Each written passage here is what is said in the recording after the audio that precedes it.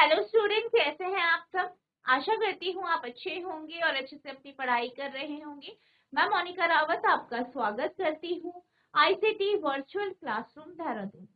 बच्चों, आज हम क्लास 9th का जो आपका सब्जेक्ट है साइंस, उसकी ओरल की क्लास को कंटिन्यू करें।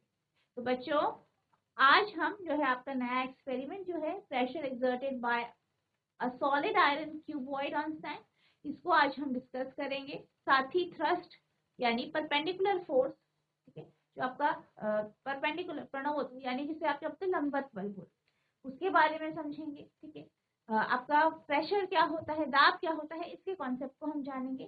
साथ ही साथ इस एक्सपेरिमेंट को हम जो है करेंगे, परफॉर्म करेंगे, और साथ साथ ये भी देखेंगे कि किस तरीके से आप इसे परफॉर्म। तो अब हम चलते हैं अपने स्क्रीन की।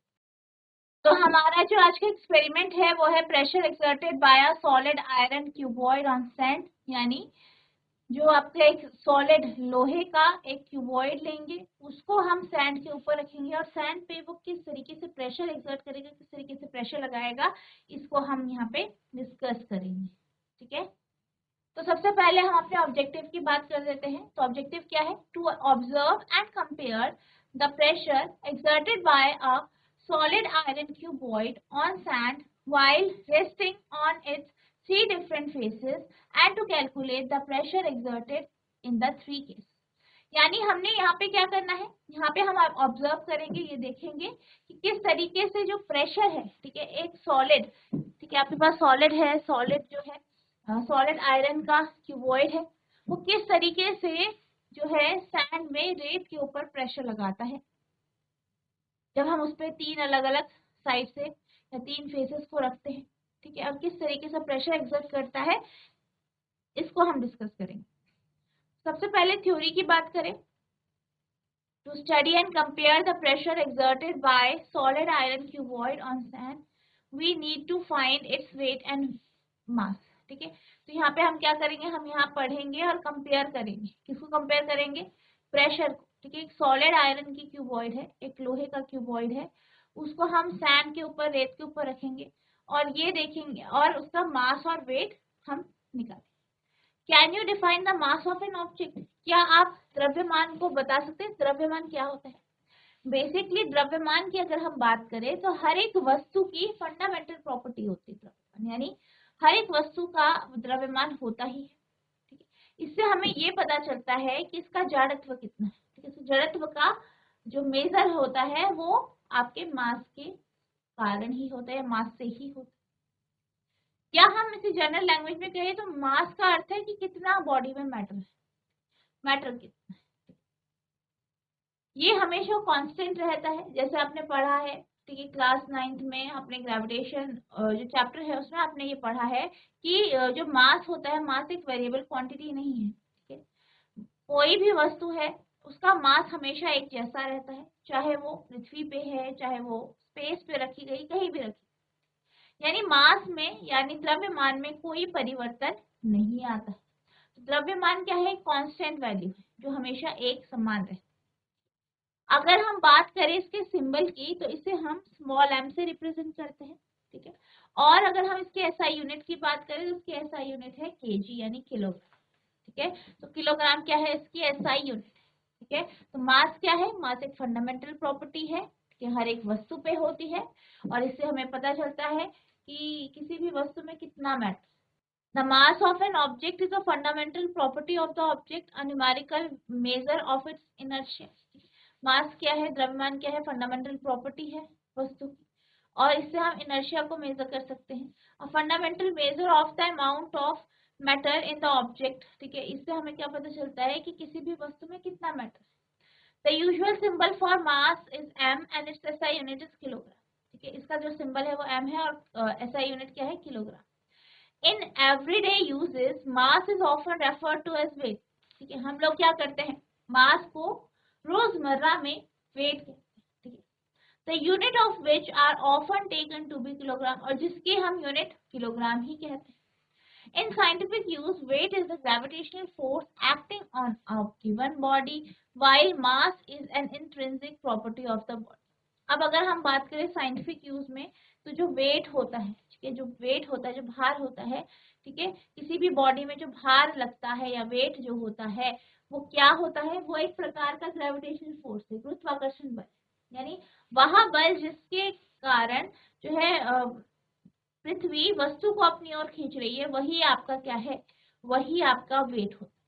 तो साइंटिफिक यूज में अगर हम बात करें तो वेट जो होता है वो ग्रेविटेशनल फोर्स होता है, लेकिन हम रोजमर्रा की जिंदगी में इसी को क्या कहते हैं, वेट को ही क्या कहते हैं, मास कहते हैं, और इसकी यूनिट हम केजी लेते हैं। लेकिन वास्तविक तौर पे इसकी यूनिट केजी नहीं होती, इसकी क्या होती है, आपकी न्यूटन हो। While mass is an intrinsic property of this body, अब क्या होता है कि मास जो है वो हर एक बॉडी में होता है, ठीक है, हर एक वस्तु का अपना एक प्रॉपर्टी। लेकिन जब हम वेट की बात करते हैं, जब हम भार की बात करते हैं, तो ये किसी भी बॉडी की इंट्रिंसिक प्रॉपर्टी नहीं है। यानी कि मास हमेशा कांस्टेंट रहता है, लेकिन वेट हमेशा कांस्टेंट नहीं रहता। वेट क्या करता है, बदलता है, ठीक है। यानी अगर वेट की बात करें तो पृथ्वी पर वेट अलग होगा, चंद्रमा पर अलग होगा, स्पेस पे अलग होगा चीज का वेट, लेकिन मास सेम है। क्यों? क्योंकि वेट क्या बता रहा है, किस फोर्स के माध्यम से, किस बल के माध्यम से वस्तु को पृथ्वी अपनी ओर खींच रही। अब अगर हम बात करें पृथ्वी की सतह की, यानी on the surface of earth, the weight W of an object is related to its mass by W बराबर m।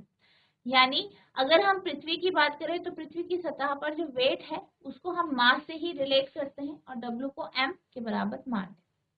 Having definite mass, what about the weight of an object? ठीक है, हमने क्या बात करी कि मास क्या होता है, डेफिनेट होता है, यानी मास तो एक होता है, कांस्टेंट होता है, लेकिन जो वेट होता है वेट कांस्टेंट नहीं होता, ठीक है, वेट कांस्टेंट नहीं होता। वेट किसके ऊपर डिपेंड कर रहा है, भार किसके ऊपर निर्भर कर रहा है, ग्रेविटी के ऊपर, ग्रेविटेशनल पुल के ऊपर, या जी के मान के ऊपर। अब जी के मान के ऊपर निर्भर कर रहा है तो जी का मान अलग अलग जगह अलग अलग होता है, जैसे पृथ्वी पर अलग है, चंद्रमा पर अलग है, तो आपका वेट का वैल्यू भी अलग अलग होगा, ठीक। तो अगर हम बात करें वेट की, तो in science the weight of an object is the force of an object due to gravity.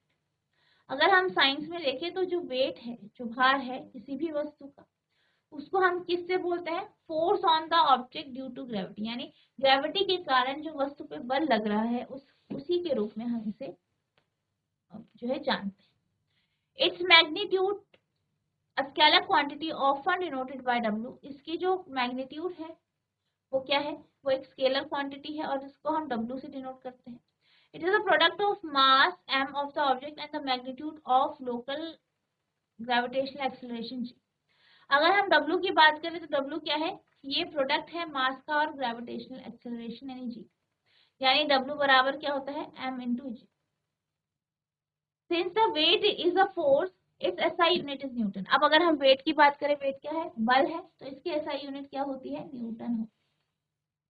Simply stated weight is the force acting down vertically downwards. अगर हम वेट की बात करें, ठीक है, वेट को अगर हम सिंपली कहें तो फोर्स एक्टिंग वर्टिकली डाउनवर्ड, यानी यह बल है जो कि नीचे की ओर, बल है जो कि नीचे की ओर लग रहा है। The weight of the object is the force with which it is attracted towards the earth, that is F equals to m into G. अगर हम वेट की बात करें, किसी भी वस्तु के वेट की बात करें, तो यहाँ वह बल है जिसके माध्यम से इसे पृथ्वी की ओर आकर्षित किया जाता है। यानी F का फॉर्मूला क्या हुआ, फोर्स का formula F equals to m cross m into जी।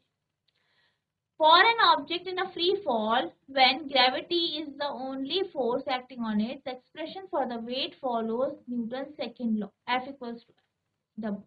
यानी अगर हम फ्री फॉल की बात करें, मुक्त पतन की बात करें, तो इस केस में जो ग्रेविटी है, ग्रेविटी के कारण जो बल लग रहा है उसे हम सेकेंड लॉ से हम एक्सप्रेस कर सकते हैं, यानी W equals to m into जी।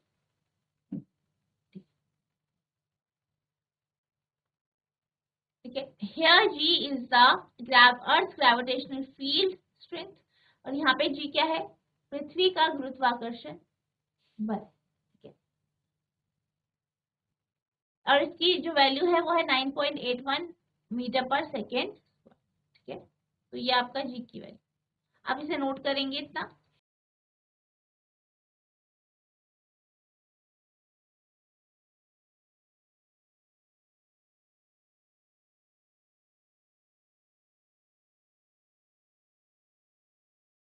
अब हम बात करते हैं वेट की। तो वेट क्या है? An object wait depends on it's environment, यानी किसी भी वस्तु का जो वेट है, जो उसका भार है, वो उसके वातावरण पर या उसके एनवायरनमेंट पे डिपेंड करता है, यानी उसके ऊपर निर्भर। While its mass does not, जबकि इसका जो मास होता है, जो उसका द्रव्यमान होता है, वो इस पर डिपेंड नहीं करता। तो SI unit of weight is same as that of force, यानी अगर हम एसआई यूनिट की बात करें तो वेट की एसआई यूनिट वही होती है जो कि बल की होती है, यानी फोर्स की होती है। That is newton. ठीक है। The force acting on an object perpendicular to the surface is called thrust. वह बल जो कि पृथ्वी पर लग रहा है, ठीक है, या सतह पर लंबवत लग रहा है, उसे हम क्या कहते हैं? थ्रस्ट कहते हैं, प्रणोद कहते हैं। The effect of thrust depend on the area on which it acts. अगर हम प्रणोद की बात करें तो जो प्रणोद का प्रभाव होता है वो एरिया के ऊपर, यानी क्षेत्र के ऊपर निर्भर करता है।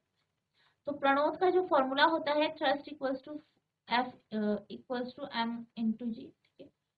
तो फोर्स क्या होता है? एम इंटू जी होता है। The thrust on unit area is called pressure. वह प्रणोद जो कि एक एरिया पे लगता है उसे हम प्रेशर कहते हैं। Thus pressure equals to thrust upon area. अब अगर हम प्रेशर की यूनिट की बात करें तो न्यूटन पर मीटर स्क्वायर होता है। ठीक है। इन और या इसे पास्कल भी कहते हैं। ठीक है। तो पीएस इसे डिनोट करें। अब इसे नोट करेंगे।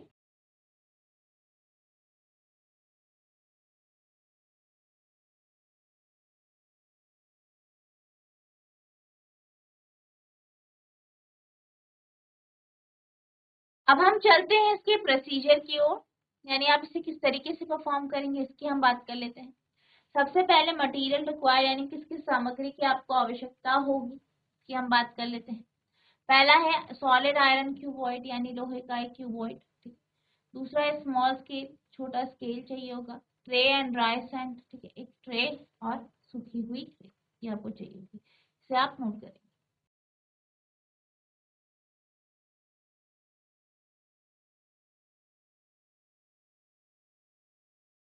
अब हम बात करते हैं प्रोसीजर की as perform in real lab, यानी रियल लैब में आप इसे किस तरीके से परफॉर्म करेंगे इसके बारे में हम बात करते हैं। Fill 3/4 of tray with dry sand and label it. आप क्या करेंगे? ट्रे लेंगे, उसे 3/4 सैंड से भर देंगे। Measure the dimension of a solid iron cuboid accurately using a scale. आप क्या करेंगे? जो आपका सॉलिड आयरन क्यूबॉइड होगा, ठीक है, लोहे का जो क्यूबॉइड होगा, उसकी जो डायमेंशन है, ठीक है, लेंथ ब्रेथ हाइट, उसको आप स्केल से हम नापेंगे। Mark the three faces of the cuboid as A B and C. और जो क्यूबॉइड है उसके तीन फेस को ए बी और सी मार्क करेंगे। Place the solid iron cuboid by the surface A on the plane leveled sand on the tray. फिर आप क्या करेंगे? जो सॉलिड आयरन क्यूबॉइड होगा उसको आप एक सतह के ऊपर रखेंगे। ठीक है। आफ्टर अ फ्यू मिनट, यानी कुछ समय बाद, remove the iron cuboid and you will see that it has made a depression on the sand. अब आप क्या करेंगे? क्यूबॉइड को हटाएंगे, और क्यूबॉइड जब आप हटाएंगे तो क्या देखेंगे कि जो रेत है वहां पे कुछ डिस्प्रेशन बन गया है। ठीक है, उसमें कुछ डिप्रेशन बन गए हैं, यानी कुछ आपको वहां पे शेप सी दिखेंगी। मेजर द डेप्थ, डेप्थ को मेजर करें। It has made in the sand using the scale, scale के माध्यम से। ठीक है, स्केल के माध्यम से आप डेप्थ को मेजर करेंगे। Repeat the same procedure for the two surfaces. इसी तरीके से आप दो सतह के लिए यही प्रोसीजर रिपीट करें। As perform using the simulator. अब हम बात करते हैं कि सिमुलेटर में आप किस तरीके से इसे परफॉर्म करेंगे।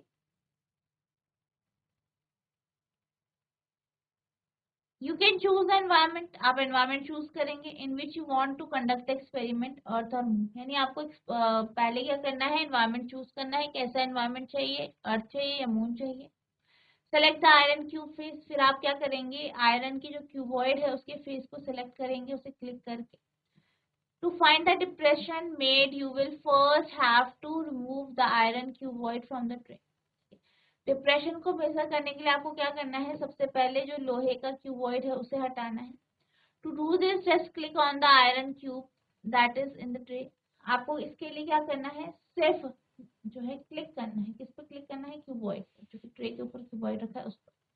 Now calculate area and pressure and note the values in the respective box. अब आप क्या करेंगे, एरिया और प्रेशर को मेजर कैलकुलेट करेंगे, ठीक है, और जो वहाँ पे बॉक्स लिखे गए हैं वहां पे रख देंगे। एरिया निकालेंगे length into breadth,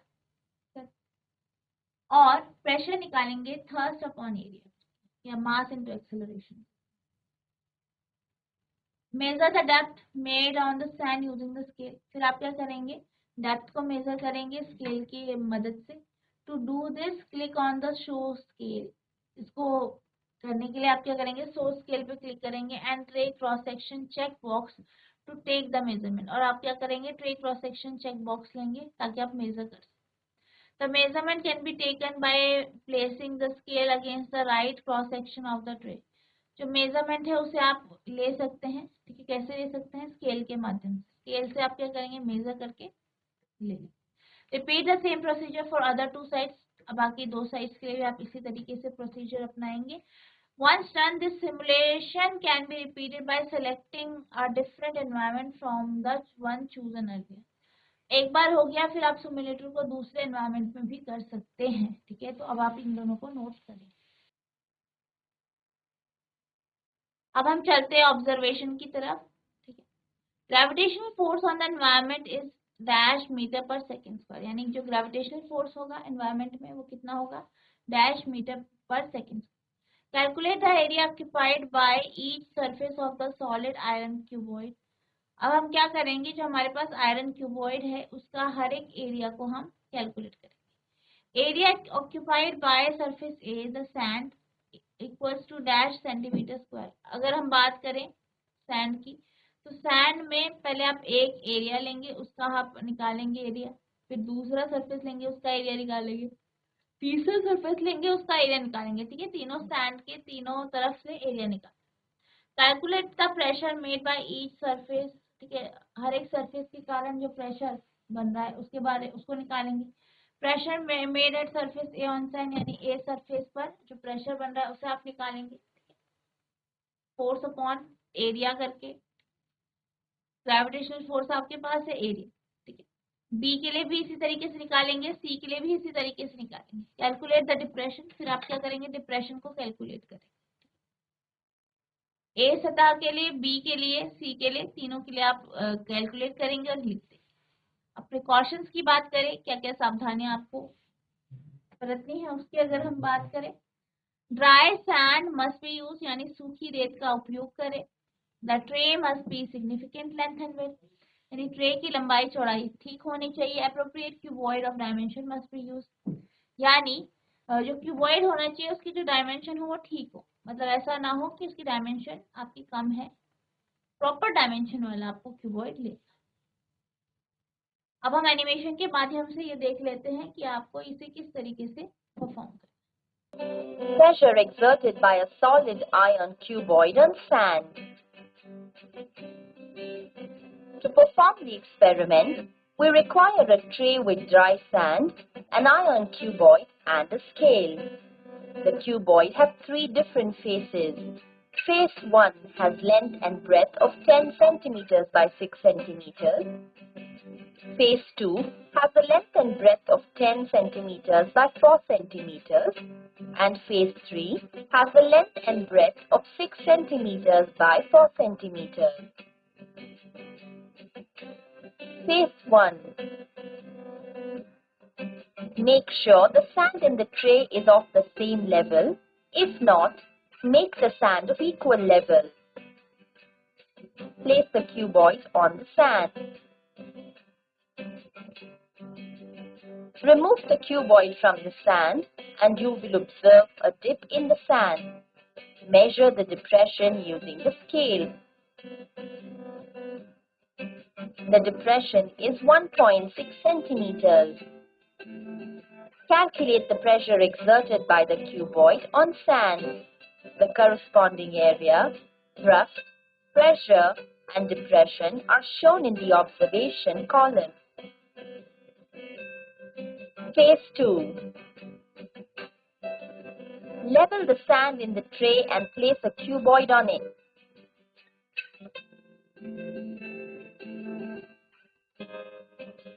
When it is removed, it leaves a dip in the sand. Measure the depression using a scale. The depression is 2.4 centimeters. Also, calculate the pressure exerted by the cuboid on the sand. The corresponding area, thrust, pressure, and depression are shown in the observation column. Phase 3. Level the sand in the tray and place a cuboid on it.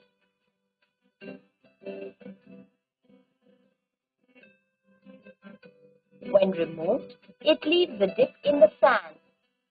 Measure the depression using a scale. The depression is 4 centimeters. Now, calculate the pressure exerted by the cuboid on sand. The corresponding area, thrust, pressure, and depression are shown in the observation column. Last, from the observation column, we can understand that the pressure exerted on phase 3 is more when compared to the other phases. अब हम video के माध्यम से जो है आपकी जो real lab की वीडियोस होती हैं उसके माध्यम से हम ये जानेंगे कि आप एक्सपेरिमेंट को किस तरीके से परफॉर्म करेंगे।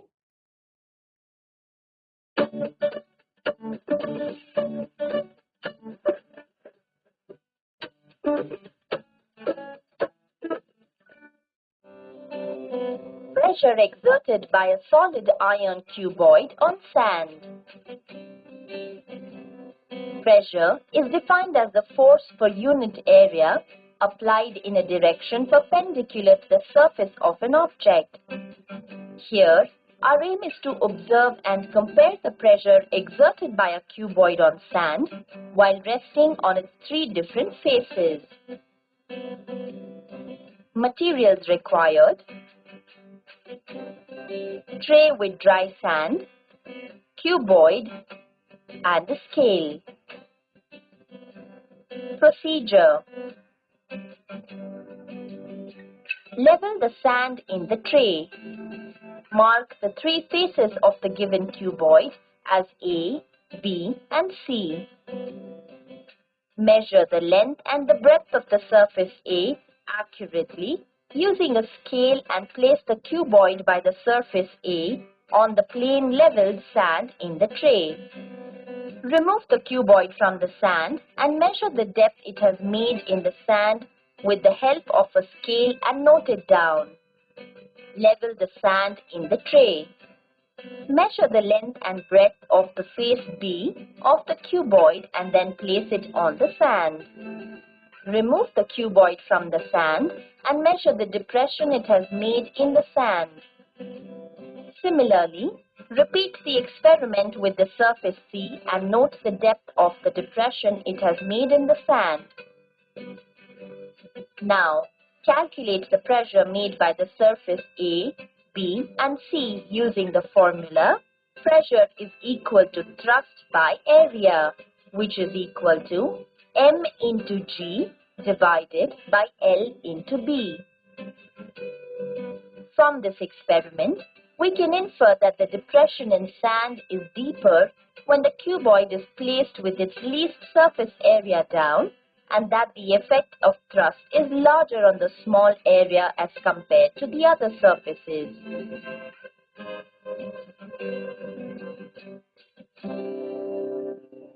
अब हम चलते हैं सिमुलेटर की ओर। तो आपका जो है सिमुलेटर में जैसे ही आप जाएंगे तो आपको कुछ इस तरीके से यहाँ पे आपका इंटरफेस कुछ इस तरीके से होगा। सबसे पहले आपको यहाँ पे क्या करना है, यहाँ पे आपको एनवायरनमेंट को सिलेक्ट करना है। हमने अर्थ ले लिया। इसके बाद आप क्या करेंगे, जो है आप जो क्यूबॉइड है उस पर क्लिक करेंगे तो आपके पास क्यूबॉइड आ जाएगा। अब आप क्या करेंगे, क्यूबॉइड पे क्लिक करेंगे तरीके से तो ये नीचे आ जाएगा और आप देख सकते हैं क्यूबॉइड के जो फेस ए है उसके बारे में मतलब ए फेस जो है उसकी लेंथ, ब्रेथ और हाइट दी गई है। मास और फोर्स आपका यहाँ पे दिया गया है। अब हटाएंगे तो यहाँ पे डिप्रेशन आ जाएगा। ठीक है, डिप्रेशन आ जाएगा तो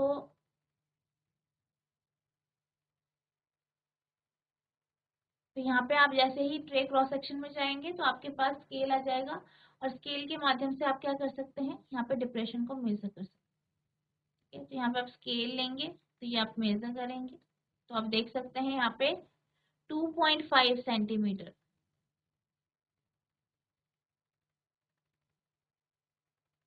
2.6 सेंटीमीटर आ गया, 2.6, ठीक है, 2.6 सेंटीमीटर। अब अगर हम एरिया की बात करें तो एरिया कितना आ रहा है आपका, यहाँ पे आप एरिया लिख देंगे।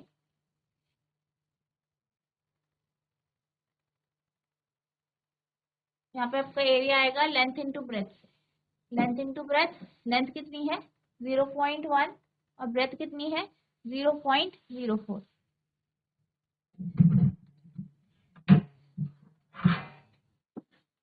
यहाँ पे आप लिखेंगे, इन दोनों को मल्टीप्लाई कर देंगे, ये आएगा आपका 0.004।